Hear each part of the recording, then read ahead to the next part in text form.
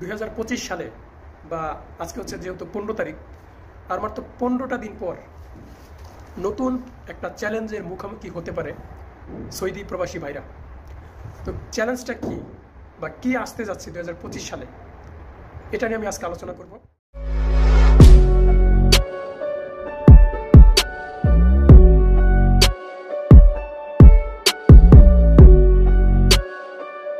আসসালামু আলাইকুম, আশা করি সকলেই ভালো আছেন প্রবাসী ভাইরা।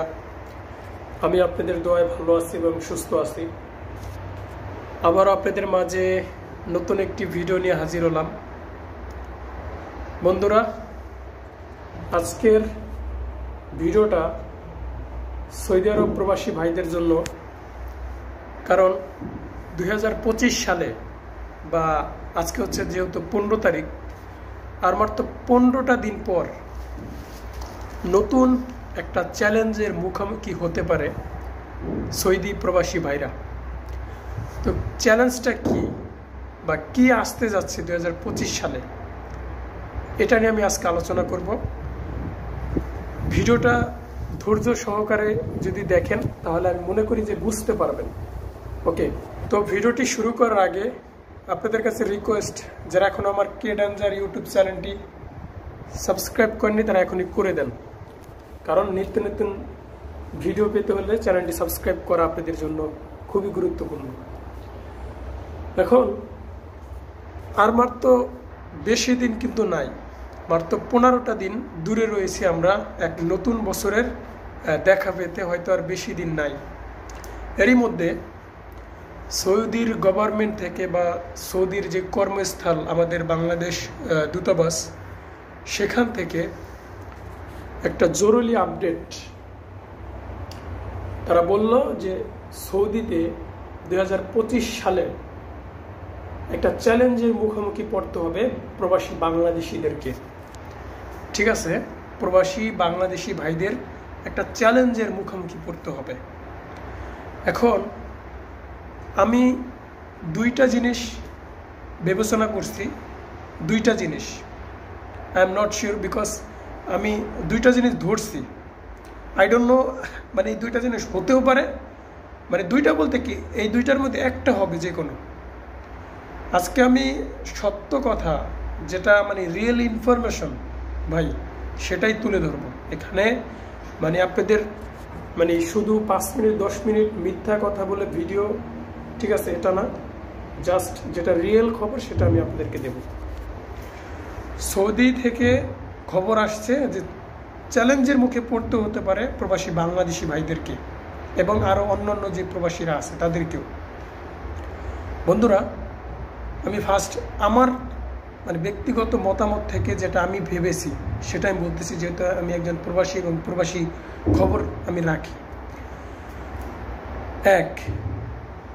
2034 সালে প্রবাসের মাটিতে বা সৌদি আরবের মাটিতে স্টেডিয়াম নির্মাণ হচ্ছে, যেহেতু কাতারে 2022 সালে যে খেলা হয়েছিল স্টেডিয়াম হচ্ছিল, ভরপুর কাজ হচ্ছিল, অনেক প্রবাসী ভাইরা অনেক টাকা কামিয়ে নিয়েছে কাতার থেকে 2022 সাল এবং 2016 থেকে 22 সাল পর্যন্ত।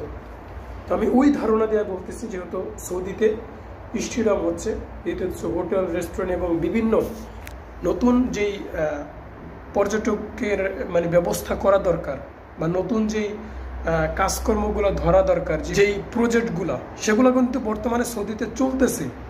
ঠিক আছে, কিন্তু মানে বাংলাদেশ থেকে নতুন করে শ্রমিক মানে হুর তাড়াহুড়া করে না আসার কারণে হয়তো প্রবাসী বাংলাদেশি ভাইরা বা আমার প্রবাসে যারা আসতে চান বাংলাদেশি ভাইরা, তারা বুঝতে পারে না।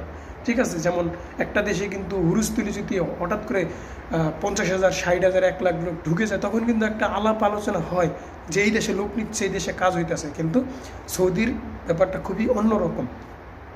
তো যাই হোক, 2034 সালে খেলার জন্য সৌদিতে কাজ চলবে এবং প্রচণ্ড পরিমাণ শ্রমিক লাগতে পারে, সংকট হতে পারে।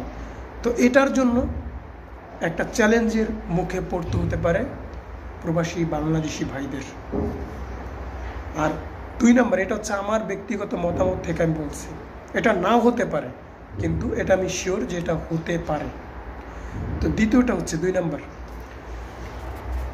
যদি এই চ্যালেঞ্জটা না হয় বা এই যেটা আমি বলছি যদি বাস্তবতে রূপ না নেয়, তাহলে প্রবাসী বাংলাদেশি ভাইদের ভয়ানক এক চ্যালেঞ্জের মুখোমুখি হতে পারে।